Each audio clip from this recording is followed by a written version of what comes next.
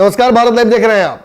चिराग पासवान और उनकी मां रीना पासवान ने कुछ दिनों पहले ही देश के कई टीवी चैनलों पर यह बात दावे के साथ कही कि उन्हें नहीं पता था कि पशुपतिनाथ पारस ऐसा कुछ करने जा रहे हैं। कई अंदर के राज को खोला गया। रीना पासवान जब सामने आई तो उन्होंने साफ तौर पर कहा कि चिराग पासवान के साथ ऐसा उनके चाचा करेंगे, ये हमें उम्मीद भी नहीं थी।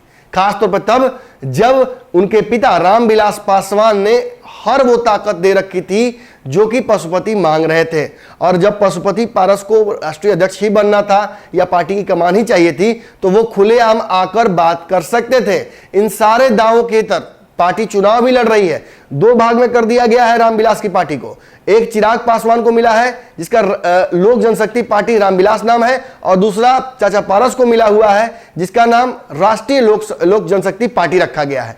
और इन दोनों पार्टियों को अपने अपने प्रत्याशी उतारने का अधिकार अलग अलग चुनाव चिन्ह के साथ दे दिया गया है। लेकिन मजेदार बात क्या है, जहां पशुपति पारस एनडीए के समर्थित उम्मीदवार को समर्थन कर रहे हैं जदयू का, वहीं चिराग पासवान ने दोनों जगहों से अपने प्रत्याशी उतार रखे हैं। और चिराग पासवान आज पटना पहुंचे तड़के तो उन्होंने दावा भी कर दिया कि दोनों प्रत्याशी हमारे जीत रहे हैं। हालांकि इसके बाद जो बात उन्होंने कही वो ज्यादा इंटरेस्टिंग थी। उन्होंने साफ तौर पर कहा कि जीत हार अपनी जगह पर है, लेकिन हम यहां नीतीश कुमार को हराने आए हैं। यानी सीधे तौर पर तेजस्वी यादव को फायदा पहुंचाने की बात उन्होंने कर दी। देखिए, सीधे तौर पर तब तक वो ये बात नहीं कह पाए हैं कि आखिर उनको तेजस्वी यादव के ऑफर को लेकर उनके मन में क्या मनसा है, या तेजस्वी यादव के साथ जाएंगे या नहीं। क्योंकि इस चुनाव में उन्होंने अपने प्रत्याशी उतार दिए हैं और वो तेजस्वी के खिलाफ भी हैं, तो ये माना जा रहा है कि इस उपचुनाव के बाद ही कुछ समीकरण सामने हो पाएंगे। विशेष जानकारों का यह भी कहना है कि अभी भी चिराग पासवान भाजपा को लेकर मोह माया नहीं छोड़ पाए हैं। भाजपा के कई लोग चिराग पासवान के संपर्क में हैं और वो जानते हैं कि चिराग पासवान आने वाले समय में उनके लिए उपयोगी हो सकते हैं, खासतौर पर तब जब चिराग पासवान एक बड़ा वोट बैंक का वाहक बिहार में माने जाते हैं।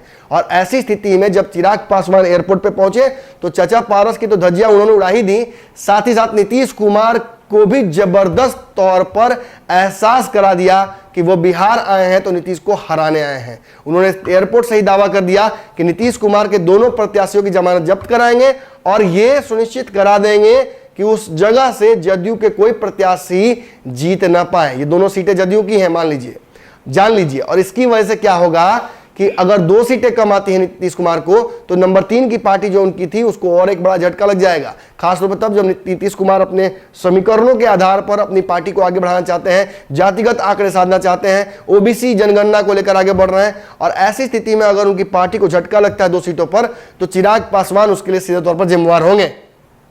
मगर जहां एक तरफ इन लड़ाइयों को आप इस तरह से देख रहे हैं, वही दूसरी तरफ भी देखने की आवश्यकता है।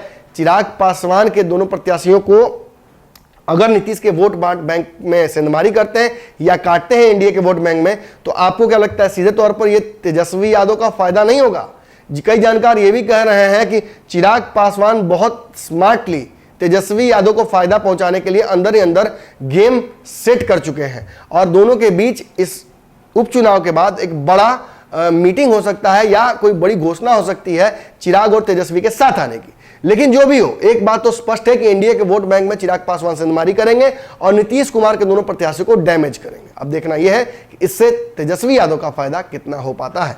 अगर ये वीडियो पसंद आई और वह बिहार के राजनीति और बिहारियत से सरोकार रखेनी तो सब्सक्राइब बटन दबा के चैनल के सब्सक्राइब कर ली। ओजे एगो घंटी बा, ओकरा बटन दबा देला से कुल सटीक और मारक खबर रुआ मुफ्त में मिल जाई। अगर रुआ पत्रकारिता के हमनी के नया प्रयोग में सहयोग कर चाहतानी तो ज्वाइन बटन दबा दी। पेटीएम नंबर नोट कर ली 9386816700। धन्यवाद।